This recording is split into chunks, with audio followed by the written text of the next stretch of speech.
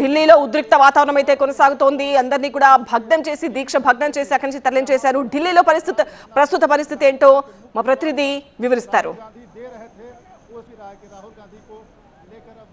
राहुल गांधी दे रहे थे। ये समझ सकते हैं कि जिस तरह का बिखराव उस पार्टी में था, डीएमके नाराज चल रही थी, उद्धव ठाकरे अलग राग आलाप रहे थे और अखिलेश यादव से भी बहुत कॉर्डियल रिलेशन इन बिटवीन नहीं रहा है। और लेकिन आज के आंदोलन में 1.5 घंटे के अंदर सुप्रिया सुले, अखिलेश यादव, आरजेडी के नेताओं का पहुंचना क्या संदेश देता है? संदेश ये छिपा हुआ है कि देश किस सेंटिमेंट्स के साथ है।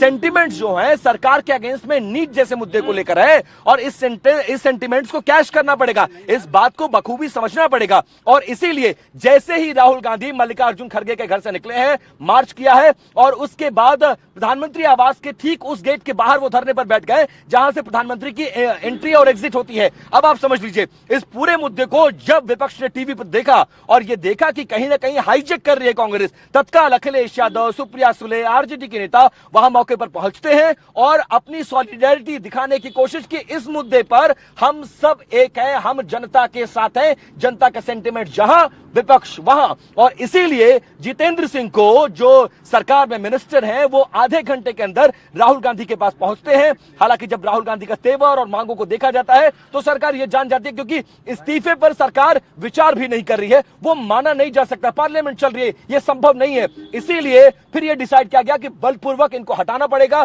तत्काल मौके पर भारी फोर्स और बसों का जमावड़ा भेजा गया और जबरन लीडर ऑफ अपोजिशन हो या कांग्रेस के प्रेसिडेंट हो या फिर एमपीज जिसमें प्रियंका गांधी जैसे लीडर शामिल है, अखिलेश यादव जैसे लीडर शामिल हैं, इन तमाम लोगों को एक एक करके और सबको स्ट्रेटेजिकली देखिए अलग अलग बसों में भरकर ले जाया गया है। और हम उस जगह पर देखिए पहुंचने वाले हैं, संसद मार्ग थाना, जहां पर शायद प्रियंका गांधी को लाया गया है। तो हमने उनसे बात भी की, सेंटिमेंट जानने की कोशिश की। उनके तेवर ये बता रहे थे कि फिलहाल कांग्रेस इस मुद्दे से दाहिने या बाएं होने वाली नहीं है।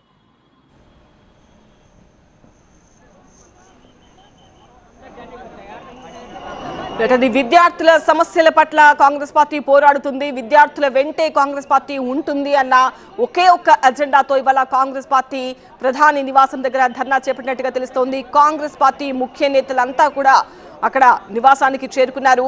సో చాలా తక్కువ మందికి మాత్రమే ఇవాళ ధర్నాకు సంబంధించిన ఇన్ఫర్మేషన్ ఉంది. చాలా అంటే చాలా తక్కువ మందికి కాంగ్రెస్ నేతలకు ఇన్ఫర్మేషన్ ఉంది. ఇవాళ కాంగ్రెస్ అధ్యక్షుడు మల్లికార్జున ఖర్గే 88వ బర్త్డే. సో ఆ బర్త్డే సెలబ్రేషన్స్ కోసం అని చెప్పి కాంగ్రెస్ నేతలంతా కూడా మల్లికార్జున ఖర్గే నివాసానికి చేరుకున్నారు. ఆయనను విష్ చేసేందుకు ఒక్కొక్కరుగా కాంగ్రెస్ నేతలు వస్తూ ఉన్నారు. వాళ్ళకు కూడా తెలియదు, వాళ్ళంతా కేవలం విష్ చేసేందుకే వచ్చామని అనుకున్నారు. కానీ తర్వాత అక్కడికక్కడ నిర్ణయం జరిగిందా, మరి ముందు తీసుకున్న నిర్ణయాన్ని అక్కడ వాళ్ళందరికీ చెప్పారో తెలియదు. కానీ కేవలం మోదీ నివాసానికి 2 కిలోమీటర్ల దూరంలోనే మల్లికార్జున ఖర్గే నివాసం ఉంటుంది. సో వచ్చిన కాంగ్రెస్ ముఖ్య నేతలందరినీ కూడా అక్కడే ఉంచేసి అక్కడి నుంచి మిగతా కార్యకర్తలందరినీ, మిగతా నేతలందరినీ కూడా అక్కడికే తీసుకొచ్చేసి సడన్ గా కాంగ్రెస్ వాళ్ళందరూ కలిసి ప్రధాని మోదీ నివాసం ముట్టడికి వెళ్లిన దృశ్యాలు మధ్యాహ్నం 3 గంటలకు చూసాము. ఒక్కసారిగా వెళ్లిన తర్వాత అందరూ అక్కడే బైఠాయించారు. నిజానికి నిన్న కాంగ్రెస్ పార్టీ వాళ్ళు విద్యార్థులు అంతా చేసిన ధర్నా స్థలంలో చేయాలి అనుకున్నారు. కానీ అక్కడ విపరీతమైన పోలీస్ సెక్యూరిటీ ఉండడంతో తాము ధర్నా చేయలేమని భావించి సడన్ గా డెసిషన్ చేంజ్ చేసి ఇక్కడ ప్రధాని మోదీ నివాసం గేట్ ముందు వాళ్ళంతా కూడా ధర్నా చేశారు.